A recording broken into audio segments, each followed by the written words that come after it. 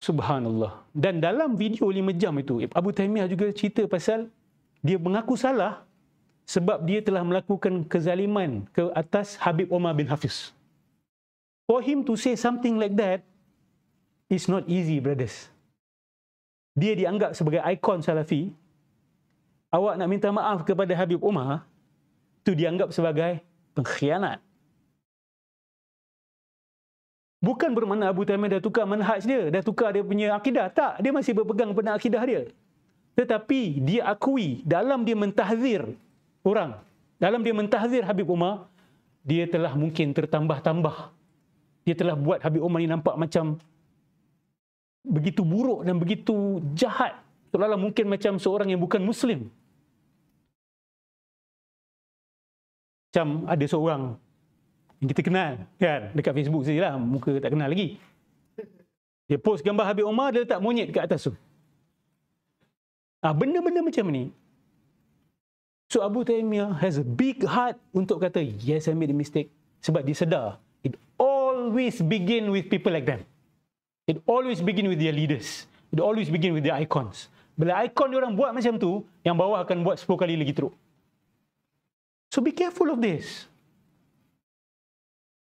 Saya tak terkejut, satu hari nanti, geng-geng keras ni, Salafi dekat Malaysia yang keras ni, dia akan bantai orang-orang macam Ustaz Salman Ali. Saya tak terkejut kalau benda tu berlaku. Seperti mana Abu Taimiyah ni kena.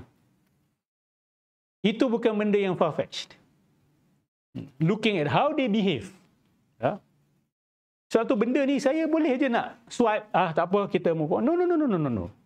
We do not want this to happen. Kita tak nak perkara ini berlaku. Saya tak nak anak saya, keluarga saya, pakcik saya, makcik saya tiba-tiba putuskan hubungan saya kerana Ustaz Nodros ni ahli bid'ah. Saya dulu dengar Ustaz punya ceramah, sekarang saya tak dengar lagi. Sebab apa? Ustaz sebenarnya ahli bid'ah. Dan haram untuk saya duduk bersama dengan Ustaz dan dengar ceramah Ustaz. Saya tak nak benda ni berlaku. Ada sampai putuskan hubungan. Itu yang Abu Taimiyah, awak dengar. Saya minta tolong dengar. Yang faham bahasa Inggeris, tolong dengar dia punya rintihan dia. Dia sampai flabbergasted macam mana boleh jadi macam ni? We have been warning you all this while. The Asy'ariyah has been warning you all this while that your manhaj will lead there. Kalau you tak kawal dan you tidak jaga. But, yalah, many of them tak percaya dan kata kita sebagai melakukan fitnah. We understand this psychologically, where it will lead to. So, saya harap saksikan. Dan apa yang berlaku dengan Dr. Yasir Qadhi juga. It's the same thing. Kita nak bagi contoh banyak. Dan bahkan ada Salafi yang dulu sebagai kepala Salafi, murtad jadi etis. Abdullah Najdi. Terkenal. Sebab apa? Saya kata tadi, pegangan yang melampau akan bawa counter reaction yang melampau. Sekarang ni, orang perlekehkan sidang kalam kata, apalah main isu literal, figuratif dan sebagainya. But trust me, the more they mature in their religiosity, dia akan duduk fikir, betul juga tu, contradiction sebenarnya. Macam mana aku boleh allow contradiction dalam agama aku ni? Dan aku anggap benda tak ada masalah. Turun ke langit bumi tapi bukan berada di langit bumi. Literally. Bila dia orang mature dalam pencarian agama dia orang, dia akan duduk fikir, sekarang ni dia orang apa merepek Allah kata, Nabi kata, terima sajalah. Ini rata-rata yang baru start ataupun dah lama belajar agama tapi tak pernah fikir dengan dalam isu ini.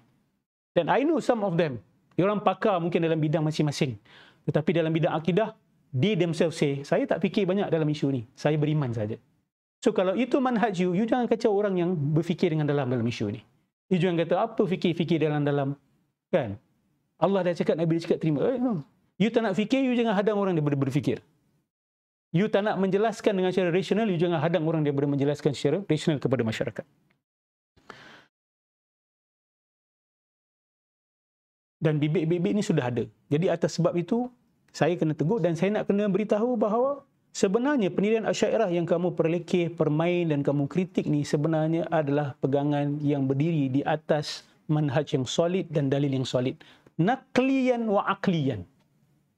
Ataupun naqlan wa aqlan. Secara nakal, Quran dan Sunnah dan juga daripada segi akal. Sebab tu kita dah dapat dah orang-orang yang cerdik-cerdik kan. Tak ramai, tapi dia akan datang one by one. Dia kata, Ustaz, saya marah dengan Ustaz, tapi saya fikir apa yang Ustaz cakap. Lala saya perasan bahawa ini sebenarnya manhaj salaf. Tapi dia akan jalan jauh. Dia ada sedikit complexity. For people who wants total simplicity, don't come here. But truth is not only confined in simple statements. Kebenaran tidak hanya terhad kepada kenyataan-kenyataan yang simple. Ada bentuk kebenaran yang ada kerumitan dan ada kompleksiti. Kita nak kena sabar sikit. Dan saya akan bagi bukti dan saya akan bagi contoh nanti. Ada poin yang bagi saya sangat penting yang saya nak share pada malam ini berkenaan dengan isu perkataan takwil. I will explain to you later.